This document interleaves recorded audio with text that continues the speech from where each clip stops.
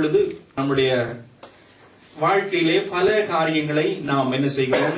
பல காரியங்களை நாம் சந்திக்கிறோம், பல மனிதர்களை சந்திக்கிறோம், பல காரியங்களை நாம் சந்திக்கிற பொழுது நம்முடைய வாழ்க்கையிலே பலதரப்பட்ட அனுபவங்களை நாம் பெற்றுக் கொள்கிறோம். அதாவது பலரை நாம் சந்திக்கிற பொழுது அது சில வேளைகளிலே அது நம்முடைய இருதயங்களிலே அந்த மனிதர் பதிந்து விடுகிறார், அல்லது ஒரு சம்பவம் நம்முடைய இருதயங்களிலே பதிந்து விடுகிறது. அது மாத்திரமல்லாமல் இன்னொருவருடைய வாழ்க்கையிலே நடக்கிற சம்பவங்களை நாம் பார்க்கிற பொழுது, அந்த சம்பவங்களை நாம் சந்திக்கிற பொழுது நாம் படிப்பினையை பெற்றுக் கொள்கிறோம், அல்லாவிட்டால் நாம் உணர்த்திவிக்கப்படுகிறோம், அல்லது நாம் ஒரு ஆறுதலை அடைகிறோம். அப்படி பல சந்திப்புகளை நம்முடைய வாழ்க்கையிலே நாம் ஏற்படுத்திக் கொள்கிற பொழுது, சந்திக்கிற பொழுது பலவிதமான அனுபவத்துக்குள்ளாய் நாம் கடந்து செல்கிறதை நாம் பார்க்கிறோம். அதே போலவே வேதத்திலே பல மனிதர்களை சந்திக்கிறார்கள், பல சம்பவங்களை சந்திக்கிறார்கள். ஆக இந்த வேதத்தை ஆண்டவர் நம்முடைய வாழ்க்கையிலே தந்திருக்கிறார், நாம் அதை பார்க்கும்படியாய், வாசிக்கும்படியாய். இப்படிப்பட்ட நாம் இந்த வேதத்திலே காணப்படுகிற சம்பவங்களை சந்திக்கிற பொழுது நான் கற்றுக்கொள்ளுகிற காரியம் என்ன? வேதத்திலே ஒரு மனிதர் ஒரு காரியத்தை, ஒரு வாழ்க்கையினுடைய போராட்டத்தை சந்திக்கிறார் என்று வைத்துக் கொள்வோம். அதை வாசிக்கிற பொழுது, அதை வாசித்ததன் மூலம் நான் சந்திக்கிற பொழுது என்னத்தை நான் கற்றுக்கொள்கிறேன், அதனால் தேவனிடமிருந்து என்ன படிப்பினையை பெற்றுக் கொள்கிறேன் என்பதை நாம் இந்த நாளிலே 3 மனிதர்களுடைய சந்திப்பினாலே நாம் உணர்த்தப்பட்டு நாம் அந்த வார்த்தையினூடாக நம்மை தேவனிடமாய் நாம் சேர்த்துக் கொள்வோமாக. நாம் பார்க்கிற பொழுது யோனா என்கிறதான ஒரு மனிதனை நாம் பார்க்கிறோம்.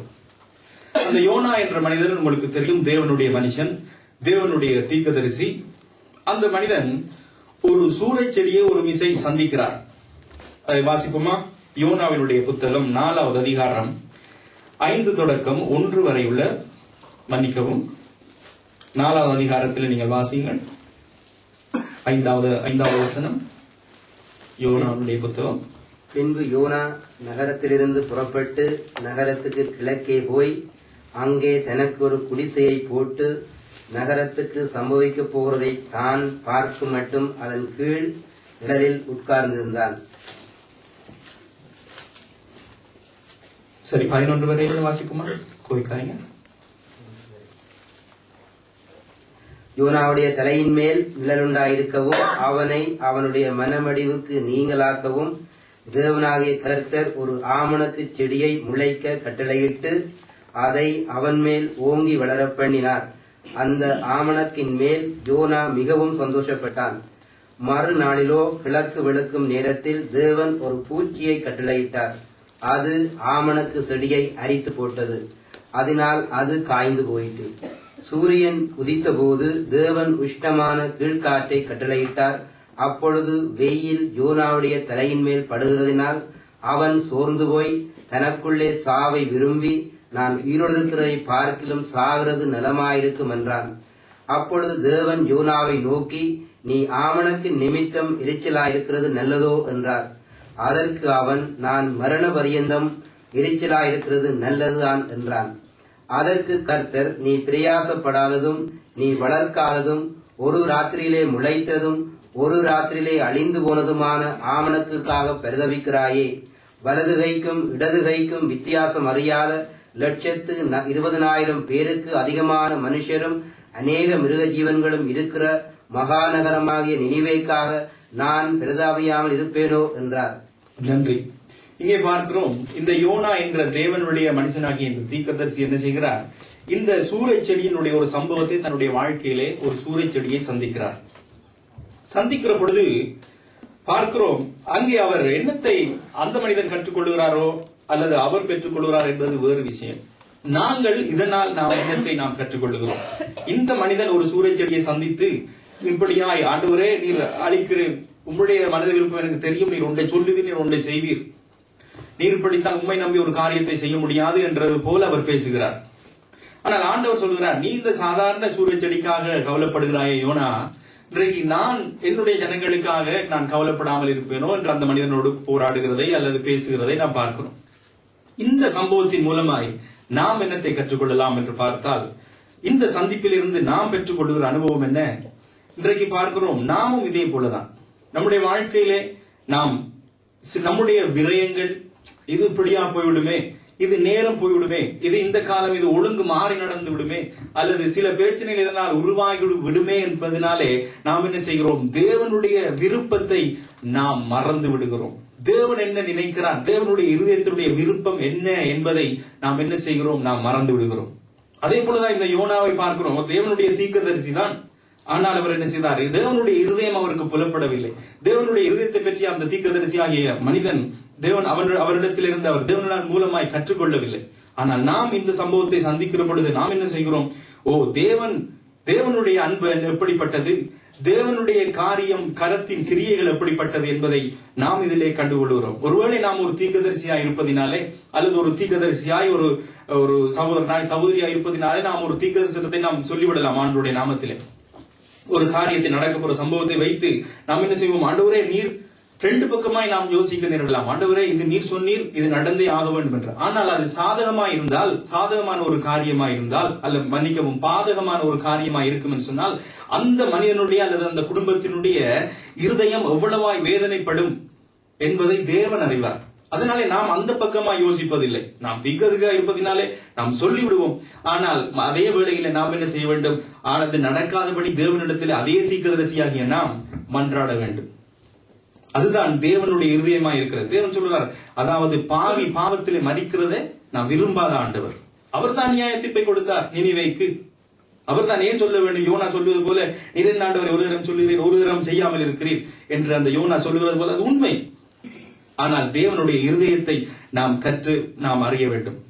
பல தடவைகளிலே நாம் இதைத்தான் யோசிக்கிறோம். நான் இப்படி இருக்கிறதுனாலே இதை செய்ய வேண்டும், அல்லது நான் இதனாலே நான் சொன்னதை அது நடந்தே ஆக வேண்டும், நிரூபிக்க வேண்டும். அது தேவனுடைய விருப்பம் அல்ல.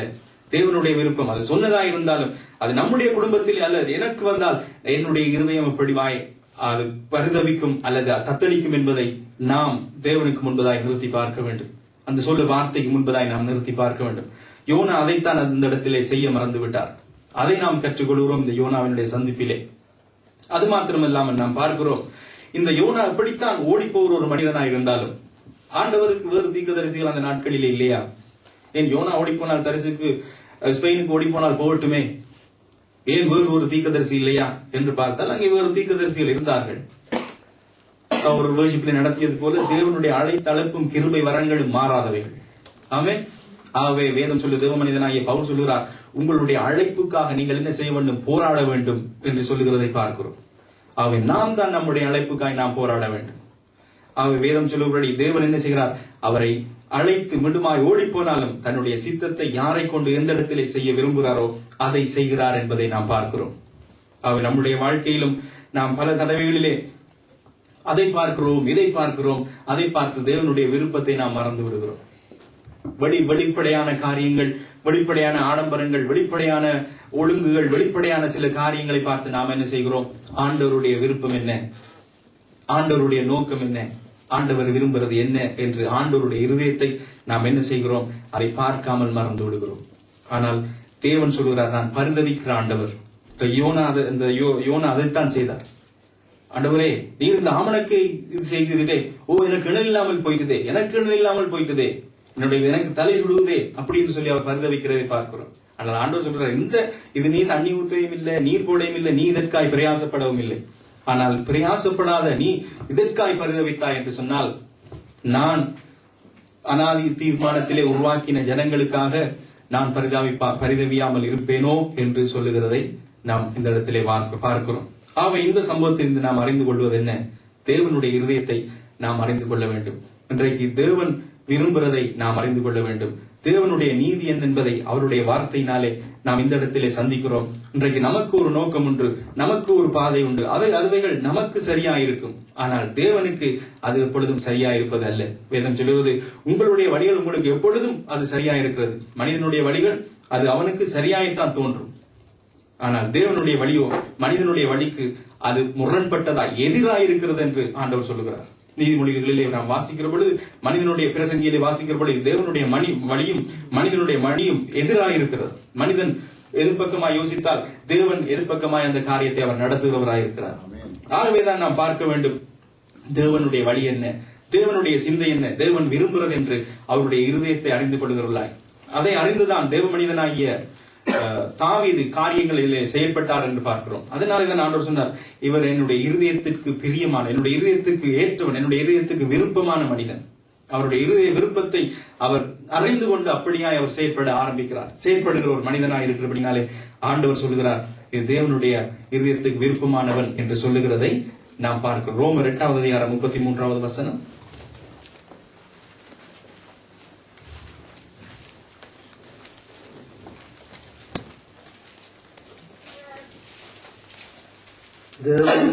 தேவன் தெரிந்து கொண்டவர்கள் மேல் குற்றம் சாட்டுகிறவன் யார்?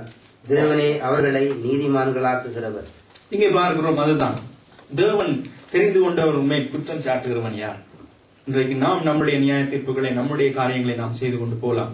ஆனால் தேவன் தான் ஒரு மனிதனை உயிர்ப்பிக்கிறதும், தேவன் தான் ஒரு மனிதனை மன்னிக்கிறதும், தேவன் தான் ஒரு மனிதனை தண்டிக்கிறதுமாய் இருக்கிறார். ஆகவே நம்முடைய வேலை அந்த வேலையிலே. ஆகவே இந்த சந்திப்பினாலே, இந்த யோனா ஒரு ஆமணக்கு செடியை சந்தித்த சம்பவத்தில் இருந்து அதை நாம் வேதத்திலே சந்திக்கிறதுனாலே நாம் பெற்றுக்கொள்ளுகிற அனுபவம், நாம் பெற்றுக்கொள்ளுகிற காரியம் என்ன? நாம் தேவனுடைய சிந்தையை அறிந்து கொண்டு தேவனுக்கு ஏற்ற விதமாய் நாம் நடக்க, அல்லது இதை இப்படி செய்கிறாரே ஆண்டவர், இது இவருடைய வாழ்க்கையில இது நல்லதா இருக்குமா, இது இவருடைய வாழ்க்கையில இது இவருக்கு தகுதியா இருக்காதே, இவருக்கு இந்த ஊழியம் தகுதியா இருக்காதே, இவருக்கு இந்த காரியம் தகுதியா இருக்க என்று சொல்லி நாம் பல தடவைகளிலே நாம் நியாயம் தீர்த்து விடுகிறோம். ஆனால் தேவனுடைய வழி அது வேறது. ஆகவே தேவனுடைய வழிக்கு நாம் ஒப்பு கொடுப்போம். தேவன் என்னதை விரும்புகிறார், தேவன் அங்கீகரிக்கிறாரா? நாம் மறுகதை கதைக்க முடியாது. ஆகவேதான் நாம் தேவனுடைய இருதயத்தை நாம் பார்த்து, ஆண்டவரே நீர் அங்கீகரிக்கிற பொழுது நானேன் அதற்கு தடையா இருக்க வேண்டும், நானேன் அது உம்முடைய நீதியை நீர் நிறைவேற்றுவதற்கு நானேன் மண்ணாகிய நான் தடையா இருக்க வேண்டும் என்று சொல்லி நாம் இந்த யோனாவுடைய புத்தகத்தின் இந்த சம்பவத்தின் மூலமாய் நாம் அறிந்து கொள்ளக்கூடியதாக இருக்கிறது. ஆகவே நாம் என்ன செய்ய வேண்டும்? என்ன சந்தர்ப்பமாய் இருந்தாலும் நம்முடைய வாழ்க்கையில இந்த காரியங்களை சந்திக்கிற பொழுது தேவனுடைய இருதய விருப்பம் என்ன, தேவனுடைய வழி என்ன என்பதை நாம் கற்று அறிந்து கொள்கிறவர்களாய் நாம் இருக்க வேண்டும். அடுத்ததாய் பார்ப்போம், யாத்திராகமம் 3வது அதிகாரம் 1 தொடக்கம் 10 வரை உள்ள வசனங்கள்.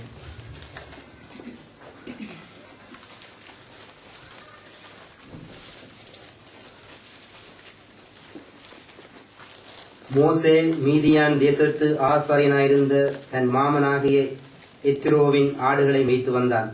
அவன் ஆடுகளை வனாந்திரத்தின் பின்புறத்திலே ஓட்டி தேவ பர்வதமாகிய ஓரேப் மட்டும் வந்தான். அங்கே கர்த்தருடைய தூதனானவர் ஒரு முட்செடியின் நடுவிலிருந்து உண்டான அக்கினி ஜுவாலையிலே நின்று அவனுக்கு தரிசனமானார். அப்பொழுது அவன் உற்று பார்த்தான். முட்செடி அக்கினியினால் ஜுவாலித்து எரிந்தும் அது வெந்து போகாமல் இருந்தது. அப்பொழுது மோசே, இந்த முட்செடி வெந்து போகாதிருக்கிறது என்ன? நான் கிட்ட போய் இந்த அற்புத காட்சியை பார்ப்பேன் என்றான். அவன் பார்க்கும்படி கிட்ட வருகிறதை கர்த்தர் கண்டார். முட்செடியின் நடுவிலிருந்து தேவன் அவனை நோக்கி, மோசே மோசே என்று கூப்பிட்டார். அவன், இதோ அடியேன் என்றான். அப்பொழுது அவர், இங்கே கிட்டிச் சேராயாக, உன் கால்களில் இருக்கிற பாதரட்சியை கழற்றி போடு, நீ நிற்கிற இடம் பரிசுத்த பூமி என்றார். பின்னும் அவர், நான் ஆபிரகாமின் தேவனும் ஈசாக்கின் தேவனும் யாக்கோப்பின் தேவனுமாகிய உன் பிதாக்களுடைய தேவனாயிருக்கிறேன் என்றார். மோசே தேவனை நோக்கி பார்க்க பயந்ததினால் தன் முகத்தை மூடிக்கொண்டான். அப்பொழுது கர்த்தர், எகிப்திலிருக்கிற என் ஜனத்தின் உபத்திரவத்தை நான் பார்க்கவே பார்த்து ஆளோட்டிகளின் நிமித்தம் அவர்கள் இடுகிற கூக்குரலை கேட்டேன். அவர்கள் படுகிற வேதனைகளையும் அறிந்திருக்கிறேன். அவர்களை எகிப்தியரின் கைக்கு விடுதலையாக்கவும் அவர்களை அந்த தேசத்திலிருந்து நீக்கி கானானியரும் ஏத்தியரும் எமோரியரும் பெரிசியரும் ஏவியரும் எபூசியரும் இருக்கிற இடமாகிய பாலும் தேனும் ஒடுகிற நலமும் விசாலமான தேசத்தில் கொண்டு போய் சேர்க்கவும் இறங்கினேன். இப்பொழுதும் இஸ்ரவேல் புத்திரரின் கூக்குரல் என் சந்நிதியில் வந்து எட்டினது. எகிப்தியர் அவர்களை ஒடுக்குகிற ஒடுக்குதலையும் கண்டேன். நீ இஸ்ரவேல் புத்திரராகிய என் ஜனத்தை எகிப்திலிருந்து அழைத்து வரும்படி உன்னை பார்வோனிடத்துக்கு அனுப்புவேன், வா என்றார். நன்றி. இங்கே பார்க்கிறோம், இங்கே ஒரு தேவ மனிதனாகிய மோசே ஒரு முட்செடியை சந்திக்கிறார். அங்கே ஆமணக்கு செடியை அந்த யோனா சந்தித்தார். இந்த மோசே என்ன செய்கிறார்? முட்செடியை சந்திக்கிறார். இந்த முட்செடியை சந்திப்பதன் மூலம் இந்த சந்திப்பிலே நாம் என்னத்தை நமக்கு கற்றுக்கொள்ளக்கூடியதா இருக்கிறது என்று பார்க்கிற பொழுது ஒரு காரியம் நாம் பார்க்கிற பொழுது, இந்த மோசே அற்புத விதமாய் தேவனாலே வளர்க்கப்பட்ட ஒரு மனிதன். எல்லா ஜனங்களும், எல்லா வாலிப பிள்ளைகளும், எல்லா சிறு பிள்ளைகளும் மறிக்கின்ற பொழுது தேவனுடைய தீர்மானத்தின்படி, தேவனுடைய அனந்த ஞானத்தின்படி, நோக்கத்தின்படி அவர் என்ன செய்தார்? அங்கே அவரை மறைத்து பார்வோனுடைய வீட்டிலே வளரும்படியாக கிருபை செய்தார். கிருபை செய்த பொழுது இந்த மோசே என்ன செய்தார்? தன் மூலமாய்த்தான் இந்த ஜனங்களுக்கு ரட்சிப்பு வரும் என்று எண்ணி அவர் தீவிரமாய் செயற்பட்டதிலே பார்க்கிறோம். செயற்பட்டதின் விளைவாக அவர் அங்கே நாம் பார்க்கிற பொழுது அங்கே ஓடி போக வேண்டியதும் ஜனங்களாலே புறக்கணிக்கப்பட வேண்டியதுமாய் இருந்தது. ஜனங்கள் புறக்கணித்ததை நாம் பார்க்கிற பொழுது 2வது அதிகாரம் 14வது வசனம் அவர்கள் என்ன சொல்லுகிறார்கள்? அதற்கு அவன், எங்கள் மேல் உன்னை அதிகாரியாகவும் நியாயாதிபதியாகவும் ஏற்படுத்தினவன் யார்? நீ எகிப்தினை கொன்று போட்டது போல் என்னையும் கொன்று போட நினைக்கிறாயோ என்றான். அப்பொழுது மோசே, காரியம் நிச்சயமாக வெளிப்பட்டது என்று பயந்தார். நன்றி. இங்கே பார்க்கிறோம், ஜனங்கள் அவர்களை இந்த மோசே என்ன செய்தார்கள்? புறக்கணித்தார்கள். அதே நேரத்தில் அதை அந்த மனிதனை மதிக்காமல் அவமதித்தார்கள், ஏற்றுக்கொள்ளவில்லை என்று நாம் பார்க்கிறோம். இதிலிருந்து நாம் கற்றுக்கொள்ளுற ஒரு காரியம், நாம் தேவனுடைய பலத்த கருத்துக்குள்ளே நாம் அடங்கி இருக்க வேண்டும். முதலாவது, நம்மை வைத்து அவர் ஆண்டவர் பெரிய காரியங்கள் செய்கிறது அவருக்கு இலகு. அதை எப்பொழுதும் எங்கேயும் எப்படியும் செய்வார். அதற்கு நம்முடைய மூளையோ நம்முடைய சாதகமான தந்திரமான காரியங்களோ அவருக்கு அவசியமே இல்லை. எந்த தடைகளோ அவருக்கு அது ஒரு பெரிய தடையாய் மாறிவிட முடியாது. அவை முதலாவது நாம் கற்றுக்கொள்ள வேண்டும். இதிலே நாம் கற்றுக்கொள்கிறோம் என்ன? நாம் தேவனுடைய பலத்த கருத்துக்குள்ளே தேவனுடைய நேரம் வரும் வரையிலும் அமர்ந்திருக்கப்பட வேண்டும் அல்லது அடங்கி இருக்க வேண்டும் என்று நாம் பார்க்கிறோம். இவர் அடங்கி இருக்காததினாலேதான் வந்த ஒரு காரியம், அவர்கள் புறக்கணித்து தள்ளினார்கள் என்று பார்க்கிறோம். ஒரு கொலை செய்வதற்கும் இன்னுமாய் வேதனைப்படுவதற்கும் வனாந்தரத்திலே திரிவதற்கும் இவராகவே அது ஏது உண்டாக்கிவிட்டார் என்று பார்க்கிறோம். ஆனால் தேவன் தீமைகளை நன்மையாய் மாற்றுகிற தேவன் அங்கே கொண்டு வந்து இப்படியாய் சந்தித்து என்ன செய்கிறார் என்று பார்க்கிற பொழுது, இவர் பார்வோனுக்கு ராஜா, எகிப்து ஜனங்களுக்கு என்ன செய்கிறார்கள்? அதிகாரியாகவும் எஜமானாகவும் தேவன் இவரை மீண்டும் உயர்த்துகிறதை பார்க்கிறோம். இந்த சந்திப்பின் மூலமா, இந்த முச்செடியை இவர் சந்திப்பதன் மூலம், இந்த சம்பவத்தை நாம் சந்திப்பதன் மூலம் என்னத்தை நம்முடைய வாழ்க்கையிலே கற்றுக்கொள்ளலாம் என்று பார்க்கிற பொழுது, தேவன் இன்றைக்கு எந்த மனிதனையும் எப்படியும் எப்பொழுதும் உயர்த்தி மாற்றி அமைக்க அவர் வல்லமை உள்ள ஆண்டவர். இன்றைக்கு உலகம் அல்லது காரியங்கள் நம்மை புறக்கணிக்கலாம் அல்லது நம்மை தகுதி இல்லாதவன் என்று நிர்ணயிக்கலாம். ஆனால் தேவனுக்கு அந்த மனிதனை உயர்த்தவும் அல்லது அந்த மனுஷியை உயர்த்தவும் பயன்படுத்தவும் எதுவும் தடை இல்லை. பயன்படுத்தக்கூடிய வல்லமை உள்ள ஆண்டவரை தான் இன்றைக்கு நானும் நீங்களும் ஆராதிக்கிறோம் என்று நாம் பார்க்கிறோம். ஆகவே நாம் சோர்ந்து விட்டு, ஐயோ இப்படியாய் போய்விட்டதே, இப்படி வனாந்தரத்தில் அலைகிறேனே என்ற நிலைமை நமக்கு வரக்கூடாது. நாம் அப்படி சிந்திக்காதபடி இந்த சம்பவத்திலிருந்து நாம் கற்றுக்கொள்வது, தேவனாலே ஒரு மனிதனை உயர்த்த முடியும். தேவனாலே அவன் எப்படிப்பட்ட நிலையில் இருந்தாலும், ஒருவன் விழுந்தாலும் எழுந்தாலும் எஜமான் தான் அவனுக்கு உத்தரவாதம் என்று நாம் பார்க்கிறோம். ஆகவே அந்த உத்தரவாதத்துக்குள்ள இருக்கிற நாம் நம்முடைய வாழ்க்கையிலும் ஆண்டவர் என்னையும் உங்களையும் உயர்த்த முடியும். என்னையும் உங்களையும் அவர் ஒரு நல்ல நிலையிலே கொண்டு வர முடியும். எந்த இடத்திலே புறக்கணிக்கப்பட்டோமோ அந்த இடத்திலே நம்மை உயர்ந்த நிலைக்கு நம்மை கொண்டு வர தேவனாலே முடியும் என்பதை நாம் இந்த இடத்திலே நாம் கற்றுக்கொள்கிறோம். ஒரு காரியம் கற்றுக்கொள்கிறோம், நாம் நிச்சயமாகவே தேவனுடைய பாதத்துக்குள்ளே நாம் அடங்கி இருக்க வேண்டும். தேவனுடைய பாதத்துக்குள்ளே நாம் அடங்கி இருக்க வேண்டும். அடுத்ததாய் பார்க்கிறோம் என்னவென்று சொன்னால், தேவன் நம்மை எந்த இடத்திலும் இருந்து தூக்கிவிட அவராலே கூடும். அதைத்தான் இயேசு கிறிஸ்து சொன்னார், நீங்கள் துதிக்காவிட்டால் இந்த கல்லுகள் எழும்பி துதிக்கும், நீங்கள் துதிக்காவிட்டால் இந்த கல்லுகள் எழும்பி துதிக்கும் என்று சொல்லுகிறதை பார்க்கிறோம். அவை ஆண்டவருக்கு எதுவும் தடை இல்லை. எத்தனை மனிதர் வந்தாலும், எத்தனை காரியங்கள் வந்தாலும், தேவன் நம்மை உயர்த்த நினைத்தால் அது தடை செய்ய முடியாது. எனக்கும் கூட இலங்கையிலே அதாவது பிரசங்கத்துக்கு அனுப்ப ஒரு போதகர் அனுமதிக்கிற பொழுது அங்க சபையார் சொன்னார்கள், மூப்பன்மார் சொன்னார்கள், சின்ன பொடியன் இவர் என்னென்று வைக்கிறது என்று சொன்ன பொழுது அவர் சொன்னார், அதாவது பூர்ணமான மனிதன் ஒருவனும் இல்லை என்று.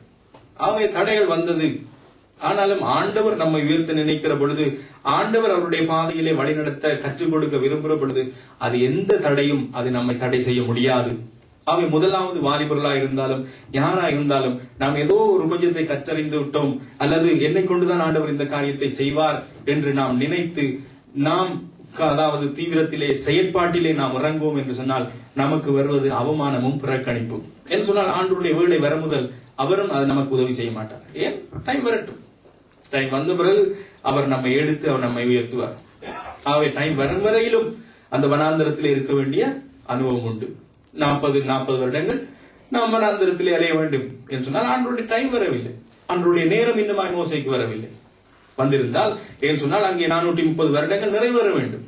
430 வருடம் நிறைவேறி அடுத்த நாள் அணி அணியாய் எகிப்திலிருந்து புறப்பட பண்ணினார் என்று பார்க்கிறோம். ஆண்டவர் எல்லாவற்றையும் காலம் நிறைவேறின பொழுது என்று ஒரு எல்லையை வைத்திருக்கிறார். அவ்வளவுதான். அதுக்கு மேல அது என்னதான் வந்தாலும் ஆண்டவர் சொன்னது 430 வருடம் அவ்வளவுதான்.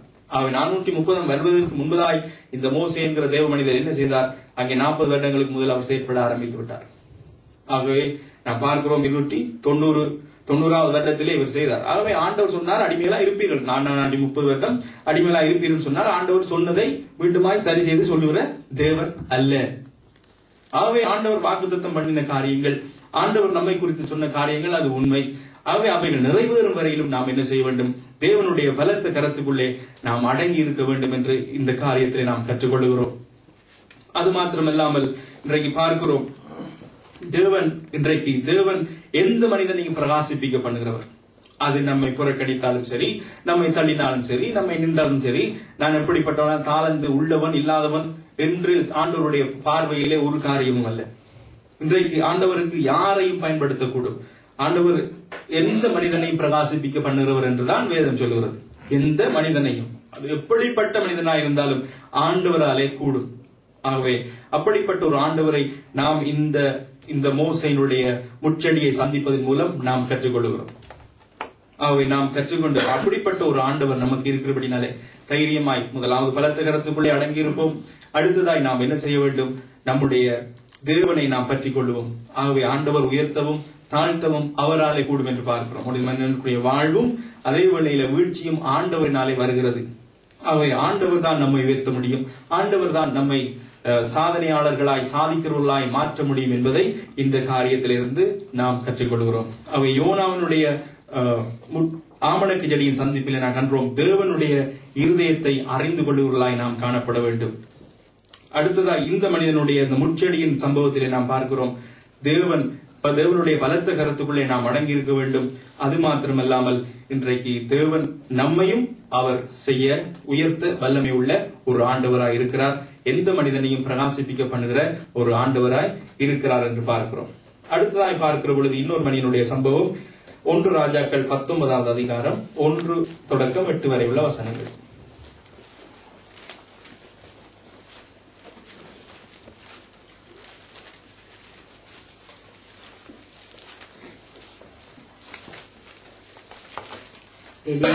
எலியா செய்த எல்லாவற்றையும், அவன் தீர்க்கதரிசிகள் எல்லாரையும் பட்டயத்தாலே கொண்டு போட்ட செய்தி அனைத்தையும் ஆகாப் யேசபேலுக்கு அறிவித்தாள்.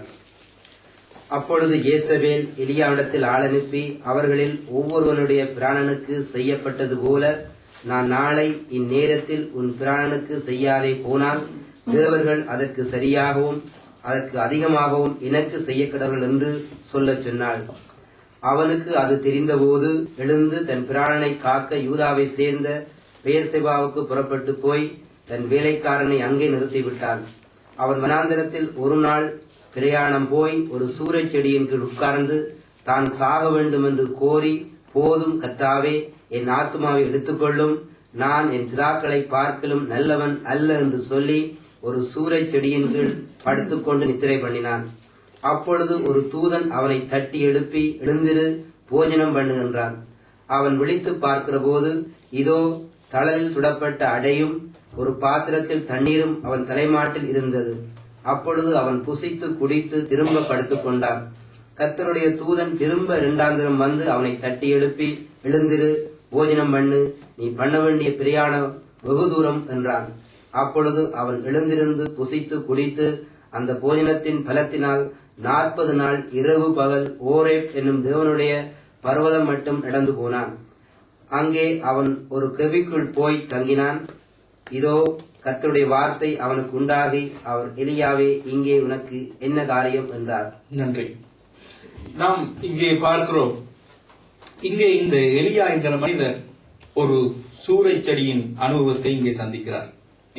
அங்கே அவர் ஆமணக்கு செடியை சந்தித்தார், மோசே எரிகிற முச்செடியை சந்தித்தார், இவர் ஒரு சூறைச் செடியின் அனுபவத்தை சந்திக்கிறார்.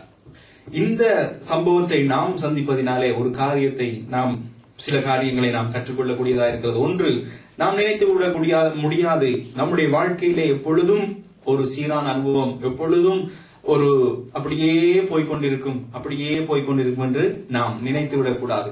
எல்லாருக்கும் வருவது போல ஒருவேளை நம்முடைய வாழ்க்கையில் அது சோர்வுகள் சந்திக்கத்தான் செய்யும். ஒருவேளை நம்முடைய வாழ்க்கையிலே போராட்டங்கள் நம்மை தாக்கத்தான் செய்கிறது. ஆகவே நாம் எப்பொழுதும் சீரான ஒரு காரியமாய் நமக்கு இருந்துவிடும், எப்பொழுதும் வெற்றியின் வாகை நம்முடைய வாழ்க்கையிலே அது மேலோங்கி செல்கிறது என்று நாம் வேதத்திலே எல்லாருடைய வாழ்க்கையிலும் நாம் பார்க்க முடியாது. எப்பொழுதும் அங்கே அவருடைய வாழ்க்கையிலே சோர்வுகள் வந்து தாக்குறது, போராட்டங்கள் அவருடைய வாழ்க்கையிலே தாக்குறது. அவை இதனால் நாம் கற்றுக்கொள்கிறோம் என்ன, நம்முடைய வாழ்க்கையும் எப்பொழுதும் ஒரு சீராய் வெற்றிக்கு நேராய் அது சென்றுவிட முடியாது என்று பார்க்கிறோம். தேவன் அனுமதிக்கிற சில போராட்டங்களை நாம் சந்தித்தே ஆக வேண்டும் என்பதை இதன் மூலமாய் கற்றுக்கொள்கிறோம். அடுத்ததாய் நாம் பார்க்கிற பொழுது இன்றைக்கு அப்படிப்பட்ட போராட்டங்களிலே நமக்கு பலன் உண்டாக்க கூடியது தேவனிடத்தில் இருந்து வருகின்ற ஒரு பலன் தான். அது நமக்கு தொடர்ந்து நம்மை உற்சாகப்படுத்தி ஓடக்கூடிய அல்லது தொடர்ந்து நாம் தைரியமாய் போகக்கூடிய காரியத்தை கொடுப்பது தேவனுடைய பலமாய் இருக்கிறது. இன்றைக்கு அப்படிப்பட்ட போராட்டங்களிலே நாம் என்ன செய்கிறோம், நாம் எப்படியாவது எழுந்துவிட வேண்டும், நாம் எப்படியாவது மீண்டுமாய் அந்த நிலைமைக்கு வர வேண்டும் என்பதற்காக நாம் பல முயற்சிகளை, நாம் பல காரியங்களை நம்முடைய வாழ்க்கையிலே நாம் கொண்டு வர திணிக்க முற்படுகின்றோம். ஆனால் அது அப்படி இல்லை. அது நமக்கு ஒரு பூரண பலத்தை, தேவனுடைய சித்தத்தை நிறைவேற்றக்கூடிய பலத்தை நம்முடைய வாழ்க்கையிலே அது கொடுக்காது. ஆனால் தேவன் நம்மளுக்கு பலத்தை கொடுப்பார் என்று சொன்னால், தேவன் நம்முடைய வாழ்க்கையிலே ஒரு பலத்தை அவர் கொடுக்கிற பொழுதுதான், சோர்ந்து போகிற பொழுது கொடுக்கிற பொழுதுதான் அந்த பலம் தான் நமக்கு நம்முடைய வாழ்க்கையிலே தொடர்ந்து முன்னேறி செல்லத்தக்கதாய், தேவனுடைய சித்தத்தை நிறைவேற்றி செல்லத்தக்கதாய் அது வழிவகுக்கிறது. ஆகவேதான் நாம் என்ன செய்ய வேண்டும், முதலாவது தீமையானது நன்மையாய் மாற்ற ஆண்டவர் நம்முடைய வாழ்க்கையிலே அது உயர்வானாலும் தாழ்வானும் அந்த நிலையிலே தேவன் சொல்லுகிறபடியான இடத்துக்கு நாம் கடந்து செல்ல வேண்டும். இங்கே பார்க்கிறோம், இந்த எலியா அந்த இடத்தை தெரிந்து கொள்ளவில்லை. இந்த எலியா என்கிற மனிதன் அந்த இடத்தை தெரிந்து கொள்ள, ஆண்டவர் சொல்லுகிறார் நீ அங்கே போ.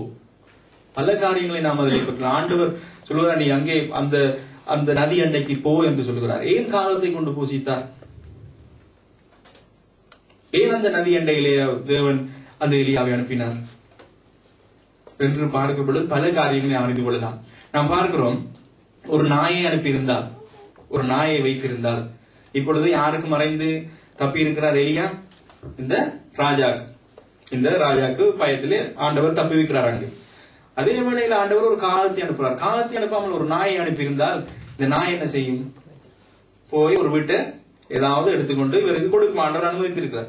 ஆகவே இந்த நாயை பின்பற்றி போனால் எலியாவை பிடிக்கலாமா? இல்லாத பிடிக்கலாம், இலகுவாய் பிடிக்கலாம் என்பதற்கு. ஆனால் காகம் வான் மார்க்கமாய் ஆண்டவர் என்ன செய்கிறார்? காகம் எங்கேயோ இருந்து எங்கேயோ அதை எடுத்துக்கொண்டு போய் அது எங்கே கொடுக்கும், எங்கே போகுது, எங்கே வருது என்று இவர்களுக்கு தெரியாது.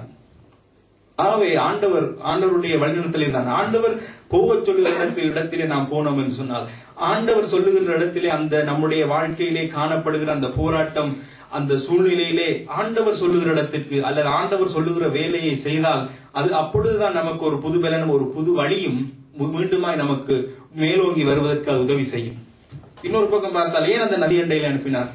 ஏன் அந்த நதியை வற்ற செய்தார்? யோசித்து பார்க்கிற பொழுது ஏன் செய்தார்? ஏன் நதி அண்டையில் அனுப்ப வேண்டும்? ஏன் அந்த நதியை வற்ற? அவருக்கு தண்ணீர் கொடுத்து கொண்டிருந்த அந்த நதியை இதை வற்ற பண்ணால் இந்த எலியா என்ன செய்வார் என்று ஆண்டவர் யோசிக்கவில்லையா? பார்க்கிறோம், அந்த காலத்திலே திடீரென்று பஞ்சம் உண்டாயிற்று. எங்கே?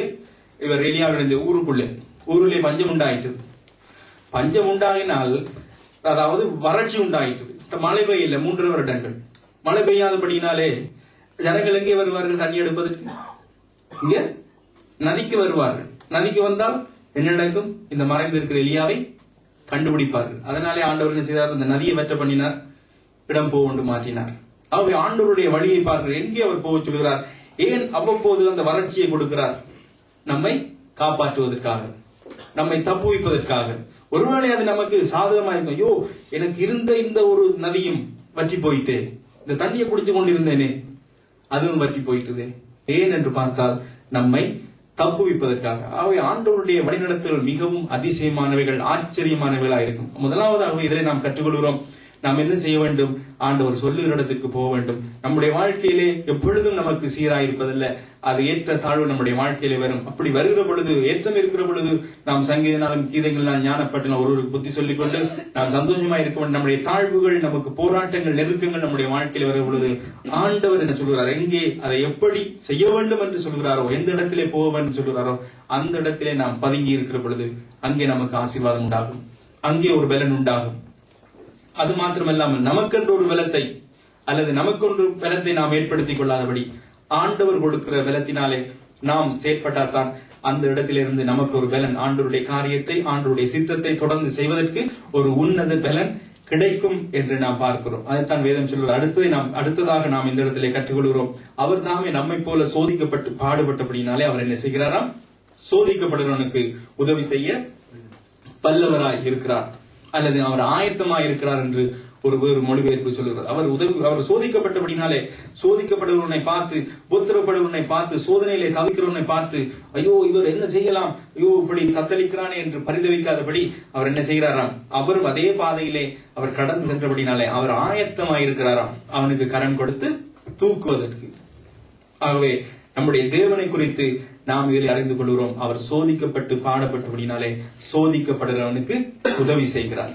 நம்மை போல எல்லா விதத்திலும் அவர் பாடுபட்டபடினாலே, அதான் வேதம் சொல்கிறது, கொஞ்ச காலம் பாட அனுபவிக்கிற உங்களை அவர் சீர்படுத்தி ஸ்திரப்படுத்தி பிதாவினுடைய மகிமை உள்ள ஸ்தானத்திலே நம்மை மாசற்றோராய் நிறுத்த அவருக்கு வல்லமை உண்டு. ஆகவே அதனாலேதான் தேவன் நம்முடைய காரியங்களிலே இப்படியாய் அனுமதிக்கிறார், பல வறட்சிகளை கொடுக்கிறார் என்றெல்லாம் நாம் பார்க்கிறோம். ஆகவே 3 சம்பவங்களை நாம் பார்த்தோம். 3 மனிதர்கள் 3 விதமான முட்செடிகளை சந்திக்கிறார்கள். ஒன்று செடிகளை சந்திக்கிறார். ஒன்று யோனா என்கிற மனிதன் ஆமணக்கு செடியை சந்திக்கிறார். மோசே என்கிற தேவ மனிதர் எரிகிற முட்செடியை சந்திக்கிறார். இந்த எலியா என்கிற மனிதன் சூரச் செடியை சந்திக்கிறார். ஆகவே ஒவ்வொரு சந்திப்பிலும் பலவிதமான அனுபவங்கள். நாம் உலகத்திலே பல நாடுகளுக்கு சென்றிருக்கலாம். அவை ஒவ்வொரு நாட்டிலும் ஒவ்வொரு மனிதனை சந்திக்கிற பொழுது பலவிதமான நன்மையான, தீமையான, கசப்பான, இன்பமான அனுபவங்களை நம்முடைய இருதயங்களிலே பதிந்து விடுகிறது. அதே போலதான் இந்த சம்பவங்களை நாம் சந்திக்கிற பொழுது நம்முடைய வார்த்தை நாம் எவ்வளவு பேர் தெரியாது, நாம் ஆண்டவரை மூமாய் தரிசனங்களிலோ இதெல்லாம் நாம் சந்தித்திருக்கிறது குறைவா இருக்கலாம், அல்லது இருக்கலாம் சோதனம். ஆனால் தேவனை நாம் எதனாலே பார்க்கலாம்? இந்த வார்த்தைகளை பார்க்கிற பொழுது நம்முடைய ஆண்டவருடைய குணாதிசயங்கள், நம்முடைய ஆண்டவர் யார் என்று இதன் மூலமாய் நாம் பார்க்கலாம். இந்த வேதத்தை படிக்க படிக்க நமக்கு தெரியும், நம்முடைய ஆண்டவருடைய காரியம் என்ன, அவர் எப்படி செயல்படுகிறார், எப்படியாய் அவருடைய விருப்பம் என்ன, அவர் ஒரு மனிதனை குறித்து, ஒரு சம்பவத்தை குறித்து காரியங்கள் என்ன என்பதை இதை கொண்டுதான் நாம் சொல்ல முடியும். நாம் ஒருவரோடு செல்லும்பவரோடு நான் பழகினால் அவரை குறித்து சொல்லுவேன், அவருடைய சுபாவங்கள் இப்படி அப்படின்னு சொல்லுவேன். அதே போல இன்றைக்கு நாம் எதனாலே நம்முடைய ஆண்டவரை கண்டுகொள்ளலாம் சொன்னால், இந்த சம்பவங்களை நாம் சந்திப்பதன் மூலம், இந்த தேவனுடைய வார்த்தையை நாம் சந்திப்பதன் மூலம் இப்படியாய் நாம் கற்றுக்கொள்ளலாம். அவை முதலாவது ஒரு காரியம், யோனானுடைய வாழ்க்கையிலிருந்து நாம் கற்றுக்கொள்வது தேவனுடைய இருதய விருப்பத்தை நாம் அறிந்து கொள்கிறோம். தேவன் நினைப்பது என்ன, இன்றைக்கு நாம் செயற்படுவது என்ன. நாம் விரயங்களை பார்த்து, செலவுகளை பார்த்து தேவன் விரும்புவதை நாம் புறக்கணித்து விடுகிறோம். தேவன் ஒன்றை விரும்புவார், நாம் இது செலவு, இது விரயம், இது நேரமாகிவிடும், அது அப்படியாக நம்முடைய ஒழுங்கு கட்டுவிடும், அது கட்டுவிடும், இது கட்டுவிடும் என்று சொல்லி தேவனுடைய இருதய விருப்பத்தை நாம் புறக்கணித்து விடுகிறோம். இந்த மோசேனுடைய எரிகிற முட்செடியை சந்திப்பதில் இருந்து நாம் என்னத்தை பெற்றுக் கொள்கிறோம் என்று பார்க்கிற பொழுது இன்றைக்கு பார்க்கிறோம், முதலாவது நாம் தேவனுடைய கரத்திலே நாம் அடங்கி இருக்க வேண்டும். அது மாத்திரமல்லாமல் நாம் இன்றைக்கு என்ன செய்ய வேண்டும்? தேவன் உயர்த்த வல்லமை உள்ளவர். இன்றைக்கு புறக்கணிக்கப்பட்டிருக்கலாம், துரத்தப்பட்டவர்களாக இருக்கலாம், அங்கீகரிக்கப்படாத இருக்கலாம். அப்படிப்பட்ட மோசையை தான் தேவன் மீண்டுமா சொல்லுகிறார், எந்த இடத்துல அங்கீகரிக்கப்படவில்லையோ அந்த இடத்துக்கு திருப்பி அனுப்புகிறார். அந்த இடத்திலே அவர்களை அங்கீகரிக்கும்படியாய் ஆண்டவனாய், தேவனாய், இஸ்ரவேலருக்கும் பார்வோனுக்கும் தேவனாய் ஆண்டவர் அனுப்புவதை பார்க்கிறோம். ஆகவேதான் தேவன் நம்முடைய வாழ்க்கையிலும் நாம் புறக்கணிக்கப்பட்டிருந்தாலும், சாய்ந்து போயிருந்தாலும், நிமிர்ந்திருந்தாலும் தேவன் நம்மளை எப்படியும் செய்ய அவராலே கூடுமானவர்களா இருக்கும். எந்த சபையா இருக்கட்டும், எந்த இடமா இருக்கட்டும், தேவன் மனிதர்கள் நம்மை ஒருவேளை நம்மை அப்படியா இப்படியா இருந்தாலும் தேவன் நம்முடைய வாழ்க்கையிலே அவர் செய்ய நினைத்தது அவர் தூக்கி எடுக்கவும், அவர் நிறுத்தவும் அவர் வல்லமை உள்ள ஆண்டவர். அப்படிப்பட்ட ஒரு ஆண்டவரைத்தான் நானும் நீங்களும் ஆராதிக்கிறோம். அடுத்ததாய் பார்க்கிற பொழுது எலியாவினுடைய அந்த சூரச் செடியின் சம்பவத்திலே நாம் என்னத்தை கற்றுக்கொள்கிறோம் இன்றைக்கு?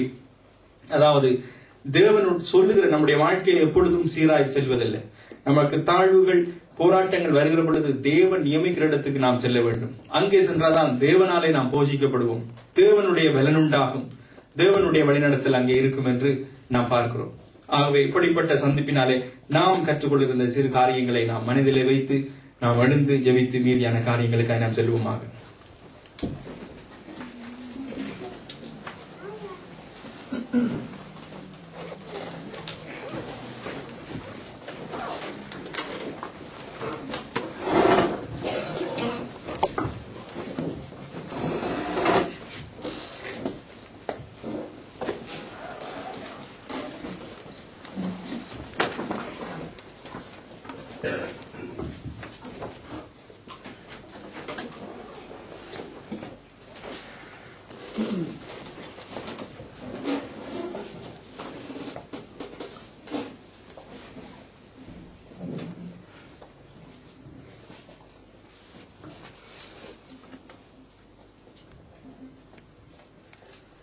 ஆண்டவரை நோக்கி நாம் பார்ப்போமாக. இந்த நாளிலும் ஆண்டவர் எதற்காக, ஏன், யாருக்காக என்று நாம் நிர்ணயிக்காதபடி, ஆண்டவரே இந்த ஒரு சிறிய பிரசங்கமாயிருந்தாலும், ஒரு சிறிய காரியமாயிருந்தாலும், அல்லது இது பிரசங்கம் போலவே இல்லாமல் இருந்தாலும், ஆண்டவரே இதனாலே நீர் என்னத்தை என்னோடு கூட எனக்கு சொல்ல விரும்புகிறீர் என்பதை நானும் நீங்களும் நிர்ணயித்து நாம் தேவனுக்கு முன்பதாய், தேவ வார்த்தைக்கு முன்பதாய் நாம் நிறுத்தி பார்ப்போமாக. ஒவ்வொரு சந்திப்புகளிலும் ஒவ்வொரு விதமான காரியங்களை ஆண்டவர் வைத்திருக்கிறதை பார்க்கிறோம். இன்றைக்கு யோனாவினுடைய சந்திப்பு நமக்கு என்னத்தை கற்றுத் தருகிறது? மோசேயினுடைய, தேவ மனிதனாகிய மோசேயினுடைய அந்த முச்செடியின் சந்திப்பு என்னத்தை நமக்கு கற்றுத் தருகிறது? எலியாவினுடைய அந்த சூரச் செடியின் சந்திப்பு என்னத்தை நமக்கு கற்றுக் கொடுக்கிறது என்பதை நாம் பார்த்தோம். அவை எவைகளிலெல்லாம் நாம் கீழ்ப்படிய வேண்டுமோ, எவைகளிலெல்லாம் தேவனோடு நாம் சார்ந்திருக்க வேண்டுமோ, எவைகளிலெல்லாம் நாம் நினைத்து உற்சாகப்பட வேண்டுமோ, அவைகள் எல்லாவற்றையும் நினைத்தும், எவை எல்லாவற்றிலும் தேவனோடு சார்ந்திருக்க வேண்டுமோ அங்கெல்லாம் சார்ந்திருந்தும், எவை எல்லாவற்றிலும் நாம் கீழ்ப்படிந்திருக்க வேண்டுமோ அவை எல்லாவற்றிலும் கீழ்ப்படிந்திருக்கிற பொழுது நம்முடைய வாழ்க்கையிலே, இந்த மனிதருடைய வாழ்க்கையிலே சாதித்த சாதனைகளைப் போல தேவன் நம்மையும் வைத்து சாதனை படைக்க அவர் போதுமான ஒரு ஆண்டவர்.